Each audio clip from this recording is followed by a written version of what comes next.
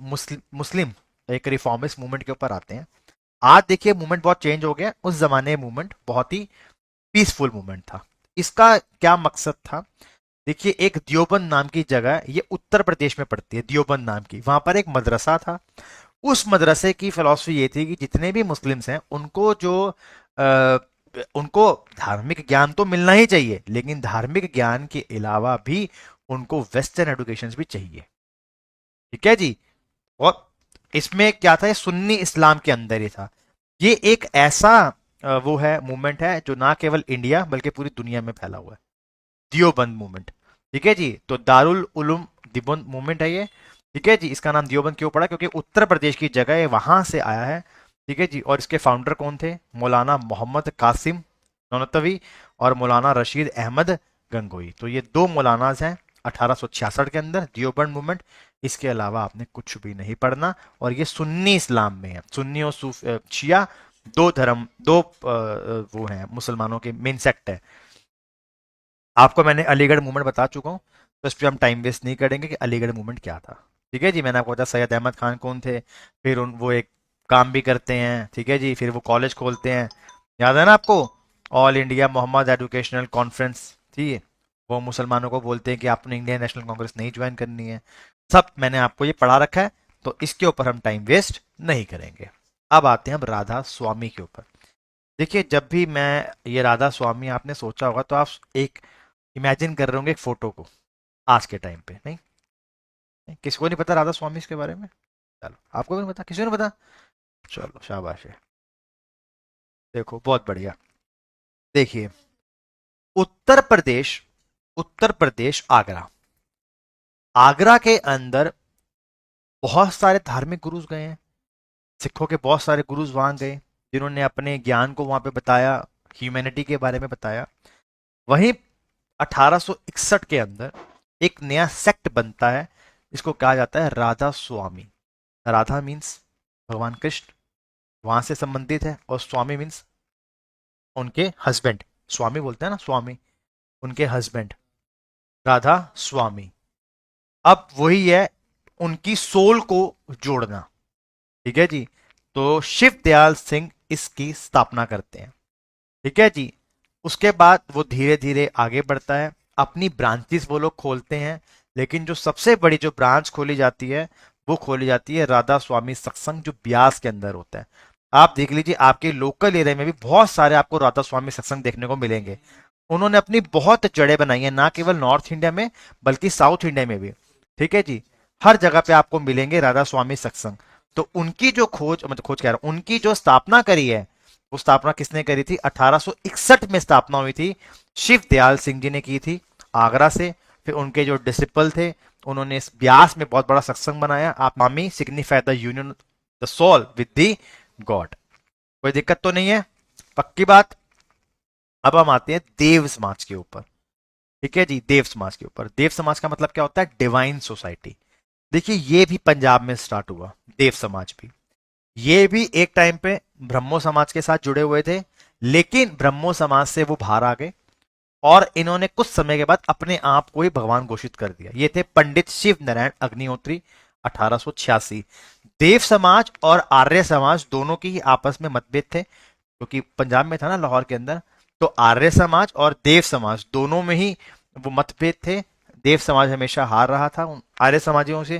तो देव समाज की स्थापना 1886 में करी है। किसने करी है? पंडित शिव नारायण अग्निहोत्री जी ने करी है। ठीक है जी। आई होप आपको समझ में आ गया हो गया।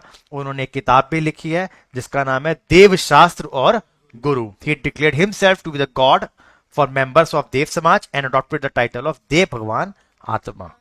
सब बंदों के अपने अपने रिलीजियस व्यूज हैं। ठीक है जी। वो तो अपने ऊपर है कि हम क्या मानते हैं और क्या नहीं मानते हैं। ठीक है। अगला, अब आगे हम बढ़ते हैं थोड़ा सा। ठीक है। अब यहां पर हम क्या होगा, यहां पर हम रिलीजन से हट रहे हैं। ठीक है, रिलीजन से हट रहे हैं, अब हम सोशल वालों पे जा रहे हैं। सबसे पहले आते हैं जो उस समय जो डिप्रेस क्लास थी उनको क्या क्या देखना पड़ता था। देखिए जो उस टाइम पर जो चार, देखो मनुस्मृति के बारे में कभी बाद में पढ़ाऊंगा, चार वर्णास होते हैं, आपको पता होगा। ठीक है जी। तो जो जो लास्ट जो है वो डिप्रेस क्लास में आएंगे। अब जो उनको क्या देखना पड़ता, सोसाइटी, उनके मंदिर अलग होते थे, उनको गांव से बाहर रहना पड़ता था। ठीक है जी।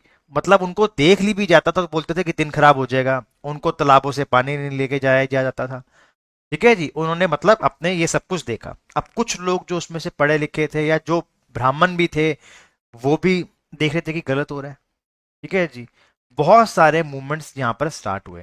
ठीक है, अगर आपने ध्यान से देखा, और जितने भी मूवमेंट्स हैं, मैंने जो आपको ब्रह्मो समाज पढ़ाया, आर्य समाज पढ़ाया, या देव समाज पढ़ाया, या राधा स्वामी मैंने पढ़ाया, उन सब में मैंने आपको एक चीज बताई है, वो कास्ट डिस्क्रिमिनेशन के बहुत खिलाफ थे। लेकिन मैं अंग्रेजों का भी बोलबाला था। ठीक है जी। और अब इनमें से भी तो कोई आए और अपने उसको देखेगा ना, अपने समाज को देखेगा। वहीं से स्टार्ट होता है आपका सेल्फ रिस्पेक्ट मूवमेंट। इसमें थोड़ा सा चेंज आएगा, अभी थोड़ा सा कंफ्यूजन हो सकती है, मैं आपको ध्यान से पढ़ाता हूँ। सबसे पहले हम पढ़ते हैं ईरोड वेंकटप्पा रमास्वामी। ठीक है जी। इन्हें परियार कहते हैं। परियार होता है बहुत अच्छी सोल। ये केरला में इसका मतलब होता है, परियार नेशनल पार्क सुना ना, कहाँ पे है? That is in Kerala. वो इन्हीं के नाम पे ही है, परियार नेशनल पार्क। इसका मतलब ये होता है कि बहुत अच्छी सोल। इन्होंने क्या करा, कास्ट का जो डिस्क्रिमिनेशन था उसके खिलाफ ये बहुत ज्यादा क्या करे हैं, ये लड़े हैं। ठीक है जी। बहुत ज्यादा क्या है बेटा, ये आपका लड़े हैं।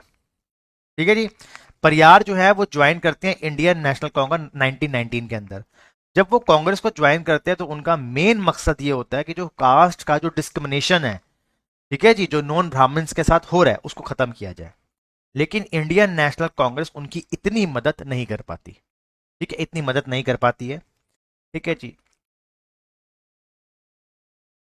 ठीक है, इतनी मदद वो नहीं कर पाती है, और 1939 में वो जस्टिस पार्टी के साथ जुड़ जाते हैं। ठीक है जी। अभी आपको बताऊंगा जस्टिस पार्टी क्या थी। और वो जस्टिस पार्टी के साथ जुड़ जाते हैं, जो आगे जाके बनी डीएमके। और फिर जो कजागम डीएमके वाली पार्टी है वो यहीं से निकल के आई है। ठीक है जी। हाँ, वो यहीं से निकल के आई है। 1939 में वो जस्टिस पार्टी ज्वाइन करते हैं। अब हम पढ़ते हैं जस्टिस पार्टी क्या थी।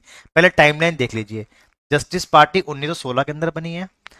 डी के डी के द्रविडर कजगम ये 1944 में बनी है। और 1949 के अंदर डीएमके बनी है, मुन्नतम कजगम। ठीक है जी।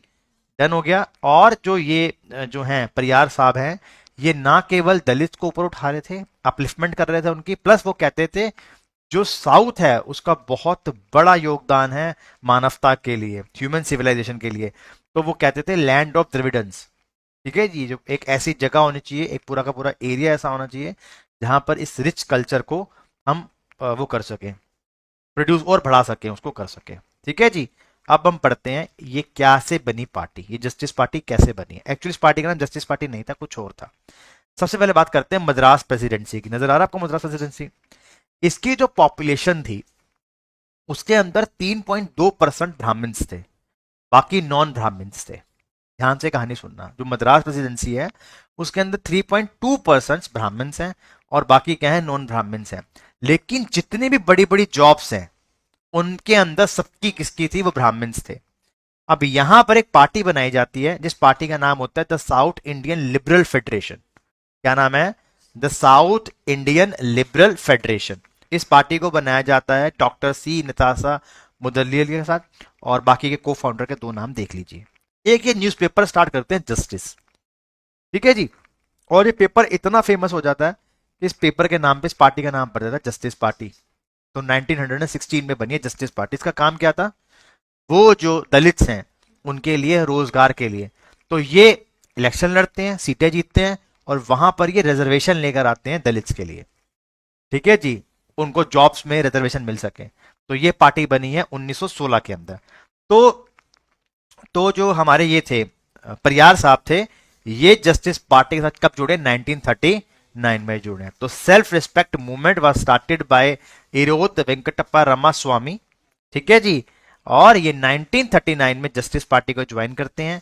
लेकिन आजादी के कुछ टाइम पहले ही जस्टिस पार्टी का नाम चेंज होकर हो जाता है द्रविड़ कजगम, और उसके बाद डीएमके पार्टी बन जाती है। तो ये पूरा मूवमेंट आपको समझ में आ गया क्या था? आई होप आपको ये मूवमेंट समझ में आ गया हो।